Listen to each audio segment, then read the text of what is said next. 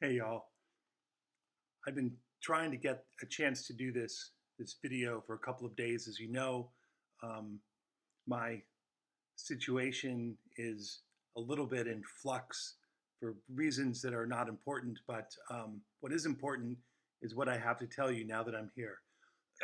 So, what I had wanted to bring to you was a set of thoughts about structure, right? And again, when we talk about structure, what we're talking about is the introduction, escalation, and resolution of some sort of tension or conflict that drives the story, right? Not the order in which things occur or the order in which things are presented.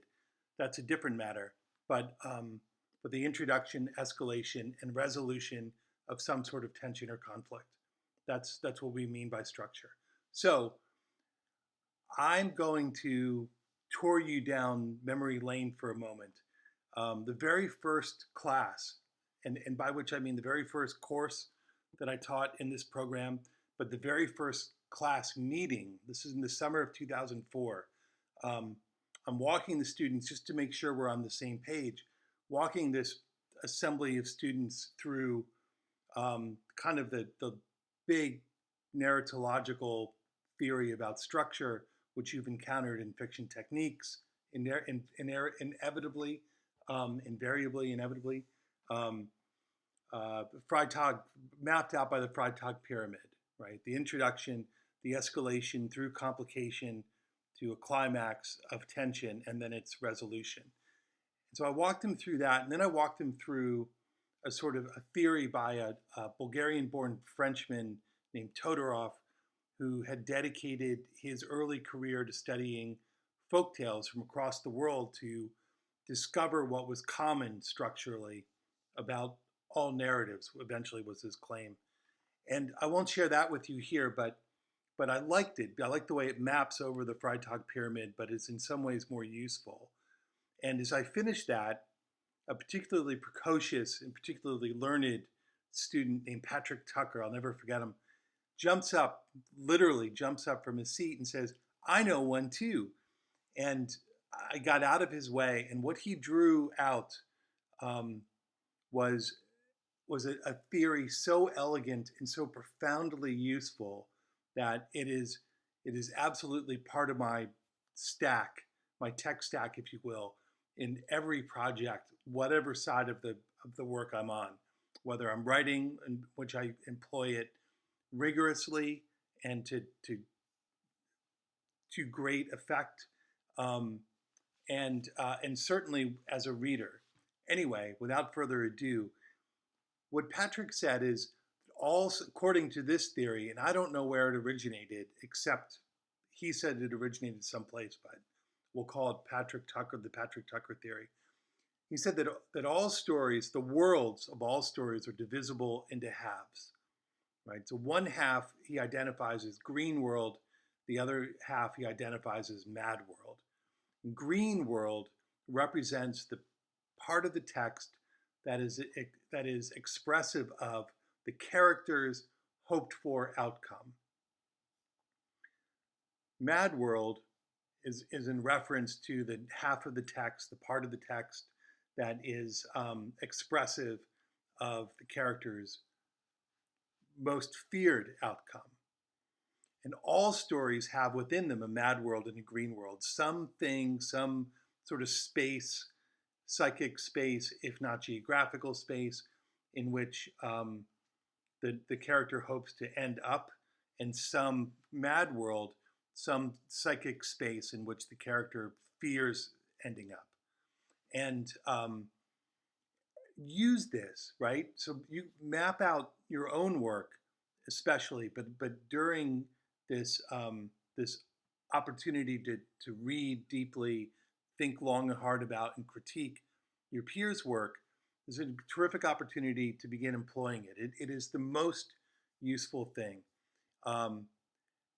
Every story has a green world and a mad world, which means every character has a green world and a mad world.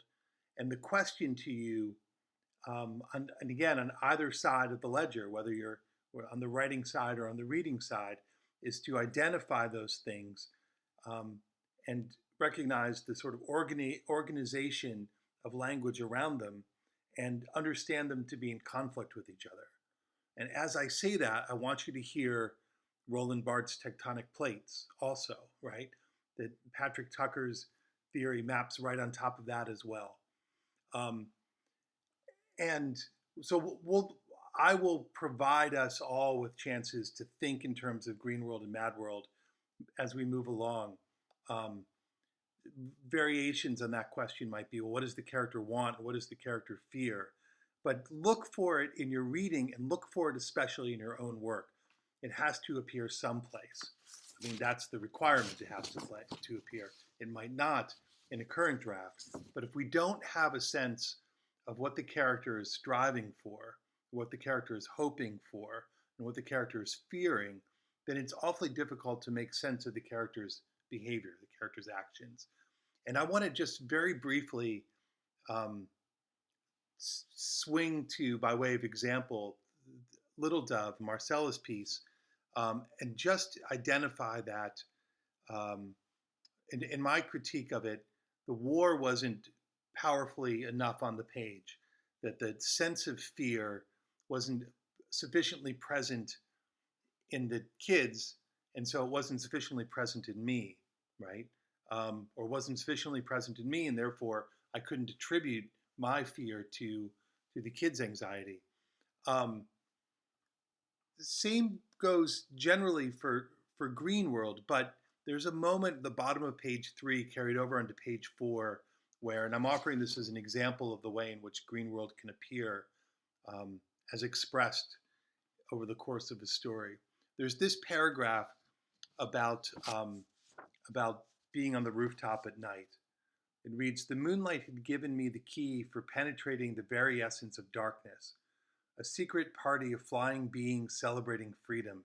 I almost don't need to go any further, right? That's the thing that I'm most excited about. I call it, I'm speaking for Little Dove. That's the thing that I'm most excited about, and I'm speaking of it.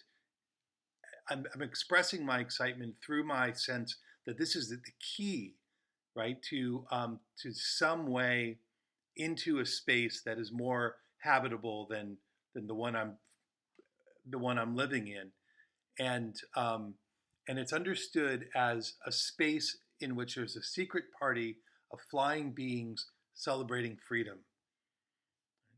And you can measure everything Little Dove does in light of that. Every act is about wanting to share in or achieve some personal idea of a secret party of flying beings celebrating freedom, right? The counterpoint to that is not so strong, as I said, but for our purposes in this brief memo, that's a bit of gold right there, right? That expression of GreenWorld never doesn't always need to be so so plainly stated, but it never hurts. All right, see you on the other side.